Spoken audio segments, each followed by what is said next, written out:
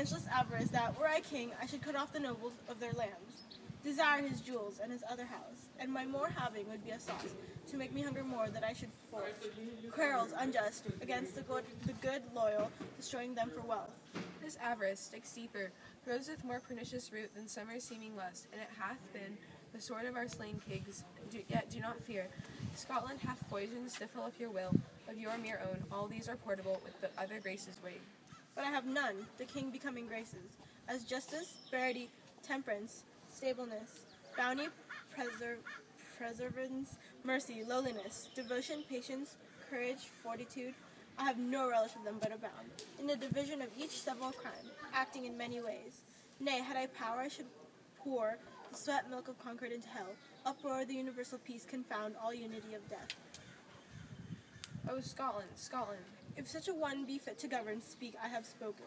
Fit to govern? No, not to live.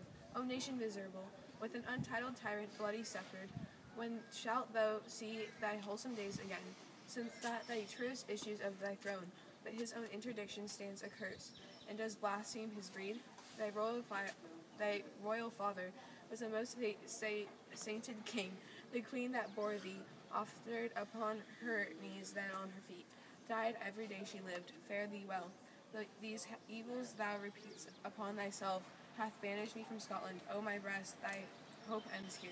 Macbeth, this noble passion, child of integrity, hath from my soul wiped the black scruples to thy good truth and honor. Devilish Macbeth, by many of these trains hath sought to win me, into his power and modest wisdom plucks me. From overcredulous haste, but God above, deal between thee and me, for even now I put myself to thy direction, and unspeak mine own detraction. Here abjure the taints and blames I laid upon myself, for strangers to my nature I am yet. Unknown to women, never for forsworn, scarcely have coveted what was my own. At no time broke my faith would be betray. The devil to his fellow and delight, no less in truth than life. My first false speaking was this upon myself, what I am truly, is shine in poor country to command, whither indeed before we are approach. Old Seward, with 10,000 warlike men, already at a point, was setting forth, now altogether, and the chance of goodness. Be like our warranted quarrel, why are you silent? Such welcome and unwelcome things at once, 'tis hard to reconcile. Well, more anon, comes the king forth, I pray you? Aye, sir, there are a crew of wretched souls that stay his cure. Their malady convinces the great essay of art, but as his touch, they presently amend. I thank you, doctor. A most miraculous work in this good king, which often, since my here remained in England, I had seen him do, how he solicits heaven. Himself best known, but strangely visited people, all swollen and ulcerous, pitiful to the eye. The mere despair of surgery he cures, hanging a golden stamp about their necks, put on with holy prayers, and 'tis spoken. To the succeeding royalty he leaves, the healing benediction. With this strange virtue he hath heavenly gift and prophecy. Sundry blessings hang about his throne, and speak him full of grace. See who comes here. My countryman, but yet I know him not. Sir, amen. Stand Scotland, where it did. Alas, poor country, almost afraid to know itself, it cannot be called our mother, but our grave, where nothing but who knows nothing is once seen to smile, where sighs and groans and shrieks that rent the air are made, not marked, where violent sorrow seems a modern ecstasy. The dead man's knell is there scarce, asked for who, in good men's lives, expire before the flower in their caps, dying, or ere they sicken. A relation too nice, and yet too true. Oh, what's the newest gift? That of an hour's age doth hiss the speaker. Each minute teems a new one. How does my wife? Why, well. And all my children? Well, too. The tyrant has not battered at their peace? No, they were well at peace when I did leave them. Be not a niggard of your speech. How goes it?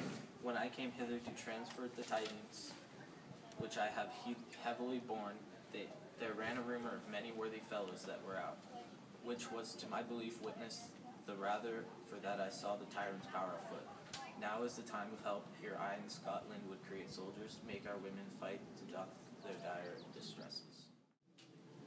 Be it their comfort, we are coming thither. Gracious England hath lent us good Seward, and 10,000 men, an older and better soldier none, that Christmas gives out. What I could answer is comfort with the like, but I have words that would be howled out in the desert. Your hearing should not latch them. What concern they?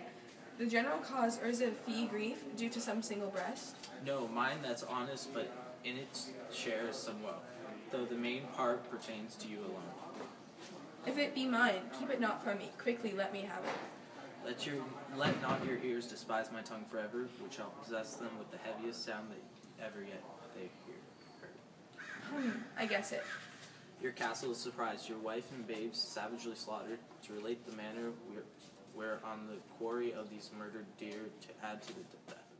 Heaven, what man, near pull our hat upon our brows, gives sour words, the grief does not speak, whispers the o'erfurt heart and bids it break. Children too? Wife, children, servants, all that could be found. And I must from thence my wife killed too? I have said. Be comforted, let make us medicines of our great revenge to cure this deadly grief. He has no children, all my pretty ones? Did you say all? Oh, hellkite, all? Well, all my pretty chickens in their dam at one fell swoop? Despite it like a man. I shall do so, but I must also feel it as a man. I cannot but remember such things that were most precious to me. Did heaven look on and would not take their part? Sinful Macduff, they were all struck for thee. Thought not I am, not for their own demerits, but for mine. Foul slot on their souls. Heaven rest them down. Be this the whetstone of your sword. Let grief convert to anger, blood not the heart, enrage it. Oh, I could play the woman with my eyes, and braggart with my tongue, but gentle heavens, cut short all intermission, front to front. Bring thou this fiend of Scotland and myself. Within my sword's length set him. If he escape, heaven forgive him too. This tune goes manly. Come, we go, our king. Our power is ready. Our lack is nothing but our leave, Macbeth, is ripe of shaking, and the powers above. Put on their instruments, receive that cheer you may. The night is long that never finds the day.